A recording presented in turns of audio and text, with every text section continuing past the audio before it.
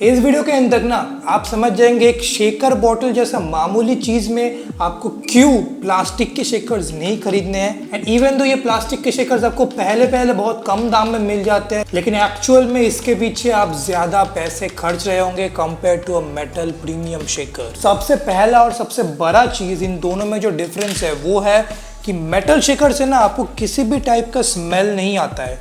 इस plastic shaker से भाई ओ माय गॉड, इससे जो गंदा स्मेल आता है भाई, आप लोगों को पता ही होगा। अगर आपकी मम्मी या फिर काम वाली आपकी प्लास्टिक शेकर धोती है देन ट्रस्ट मी उनके लिए एक बहुत बड़ा टॉर्चर है। खुद एक दिन धो के देखो, आपको समझ में आएगा कितना ज़्यादा ये फिल्दी लगता है और मतलब it just feels dirty and मतलब इतना गंदा स्मेल आता है भाई, आपको वो टॉलरेट नहीं कर पाते आप। 2-3 दिन तो छोड़ ही दो भाई, मतलब आपको शेकर फेंकना पड़ेगा। 2-3 दिन के बाद अगर प्लास्टिक शेकर आप खोल रहे हो आपको स्मेल टॉलरेट ही नहीं होगा। वही ऑन दी अदर हैंड एक मेटल शेकर में कोई स्मेल एक्चुअल में नहीं आता है। 3-4 घंटे तो छोड़ दो।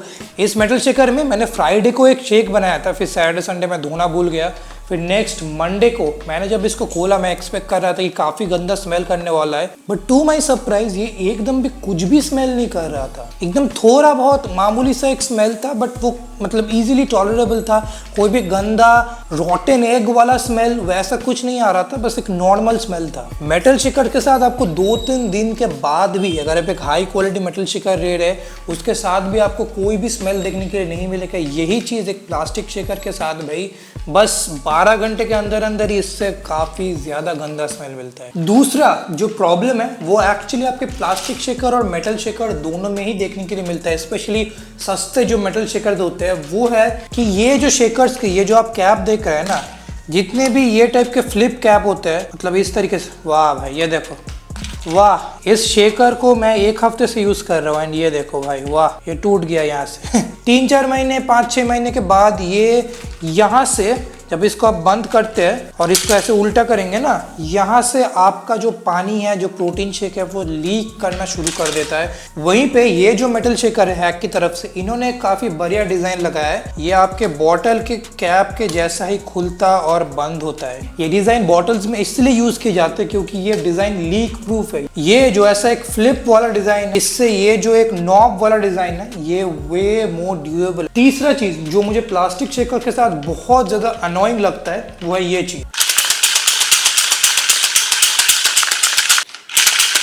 आप सोच सकते हैं अगर आप जिम में जा रहे हैं अपना प्रोटीन शेक लेके जा रहे हैं फिर ऐसा आवाज कर रहे हैं, सभी लोग आपको देख रहे हैं कि भाई क्या कर रहा है ये बंदा, तो इसकी वजह से होता है। ये बेसिकली एक मेटल का कोम्ब होता है जो प्लास्टिक शेकर के अंदर होता है। यही चीज पर्टिकुलरली हैक ने उनके मेटल शेकर के साथ एक काफी बढ़िया चीज किया है, मैं आपको दिखा देता हूँ। इसका अगर आप कैप खोलेंगे ये देखिए, इन्होंने ये जो स्प्रिंग कोम्ब का अटैचमेंट जो अंदर का स्प्रिंग कोम्ब है उसको कैप के साथ ही इंटीग्रेट कर दिया, जिसका मतलब है इसको अगर आप हिलाएंगे कोई साउंड नहीं आता क्योंकि ये कैप के साथ इंटीग्रेटेड है। This is actually very smart and ये काफी एक बढ़िया इनोवेशन है, राइट। 14 पॉइंट में मैं प्लास्टिक शेकर्स का जो कार्सिनोजेनिक इफेक्ट है उसको डेफिनेटली हाईलाइट करूंगा भाई। इसको अगर आप डेली बेसिस पे यूज कर रहे हैं आपके शरीर में थोड़े छोटे माइक्रो प्लास्टिक्स आपके शरीर में जाते हैं जो आपको अभी शायद प्रॉब्लम ना दे, बट आपको पता नहीं 10-15 साल इन द फ्यूचर क्या प्रॉब्लम हो सकते हैं। मतलब इससे कैंसर होने का जो रिस्क है वो इंक्रीज हो जाता है। कैंसर होता है कि नहीं वो हम नहीं बोल सकते,